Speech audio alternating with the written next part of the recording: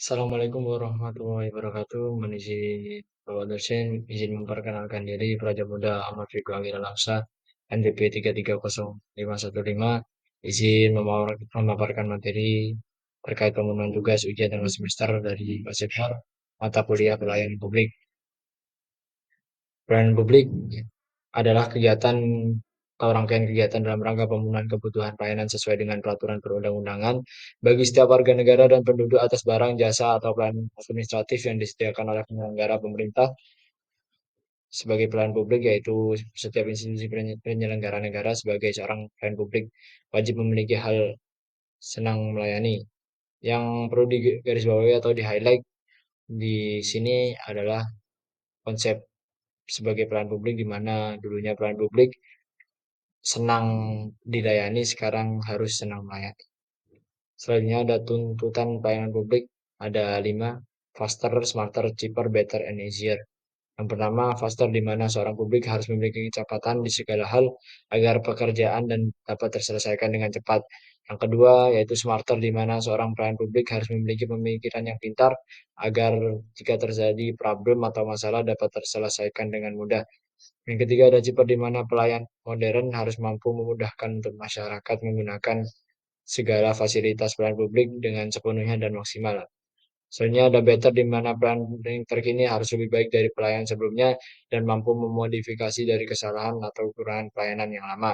Yang terakhir yaitu easier, di mana pelayanan terkini harus lebih mudah dari pelayanan sebelumnya serta mampu memberikan kesinambungan untuk kedepannya. Selanjutnya adalah ruang lingkup pelayanan publik. Yang pertama ada barang. Barang ini adalah barang milik negara yang semua barang yang dibeli atau diperoleh atas beban anggaran pendapatan dan belanja anggaran pendapatan dan belanja negara atau berasal dari perolehan lainnya yang sah. Selanjutnya ada jasa. Jasa adalah penyediaan jasa publik oleh instansi pemerintah yang sebagian atau seluruh dananya bersumber dari anggaran pendapatan dan belanja negara atau anggaran pendapatan dan belanja daerah. Penyediaan jasa publik oleh suatu badan usaha yang modal pendiriannya sebagai sebagian atau seluruhnya bersumber dari kekayaan negara atau kekayaan daerah. Yang terakhir ada administrasi, di mana tindakan administrasi pemerintah yang diwajibkan oleh negara dan diatur dalam peraturan perundang-undangan dalam rangka mewujudkan perlindungan pribadi, keluarga, kehormatan, martabat, harta benda warga negara. Selanjutnya ada paradigma peran publik, ada tiga, yaitu Old Public Administration, ada New Public Administration, dan yang terakhir New Public Service. OPA sendiri adalah gerakan untuk melakukan perubahan yang lebih baik yang dulunya dicetuskan oleh Woodrow Wilson. Beliau menyarankan agar administrasi publik harus dipisahkan dari dunia politik. Selanjutnya ada New Public Administration, eh, administrasi publik yang sebelumnya digunakan untuk mempertahankan status quo suatu pemerintah atau birokrasi yang berdasarkan pada survival oriented, yang saja diubah oleh NPA menjadi fleksibel, adaptif, dan membuka respon terhadap berbagai perubahan sosial, ekonomi, dan politik yang terjadi di masyarakat. Yang terakhir ada New Public Service, adalah paradigma yang berdasar atas konsep-konsep yang pada hakikatnya sesuai dengan nilai-nilai yang ada di masyarakat. Peran dari pemerintah adalah mengkolaborasikan antara nilai-nilai yang ada sehingga kongruen dan sesuai dengan kebutuhan yang diinginkan oleh masyarakat. Yang terakhir ada standar pelayanan publik. Standar pelayanan publik adalah tolak ukur yang dipergunakan sebagai acuan pedoman penyelenggaraan pelayanan dan acuan penilaian kualitas pelayanan sebagai kewajiban dan janji penyelenggara kepada masyarakat dalam rangka pelayanan yang berkualitas, cepat, mudah, terjangkau, dan terukur. Selanjutnya penjelasan mengenai dasar hukum pelayanan publik, yaitu Undang-Undang Nomor 25 Tahun 2009.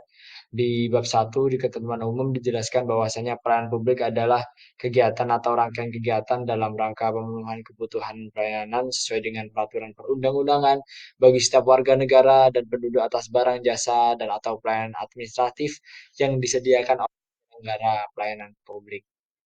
Selanjutnya ada maksud, tujuan, asas, dan ruang lingkup pelayanan publik yang dijelaskan di bagian ke-1 bab 2. Undang-undang tentang pelayanan publik dimaksudkan untuk memberikan kepastian hukum dalam hubungan antara masyarakat dan penyelenggara dalam pelayanan publik. Selanjutnya tujuan UU Nomor 25 Tahun 2009 sendiri ada yang pertama terwujudnya batasan dan hubungan yang jelas tentang hak tanggung jawab, kewajiban, dan kewenangan seluruh pihak yang terkait dengan penyelenggaraan pelayanan publik.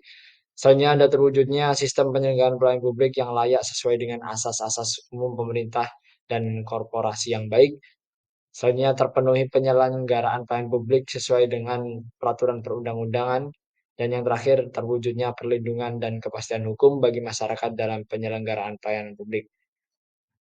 Selanjutnya azas azas penyelenggaraan publik yang pertama ada kepentingan umum, kepastian hukum, kesamaan hak, keseimbangan hak dan kewajiban, keprofesionalisme, partisipatif, persamaan perlakuan atau tidak diskriminatif, keterbukaan, akuntabilitas, fasilitas dan perlakuan khusus bagi kelompok yang rentan, ketepatan waktu, ketepatan, kecepatan, kemudahan, dan keterjangkauan. Sekian pemaparan dari saya mengenai materi pelayanan publik sekaligus eh, dasar hukum terkait pelayanan publik yaitu Undang-Undang Nomor 25 Tahun 2009. Sekian, wassalamualaikum warahmatullahi wabarakatuh.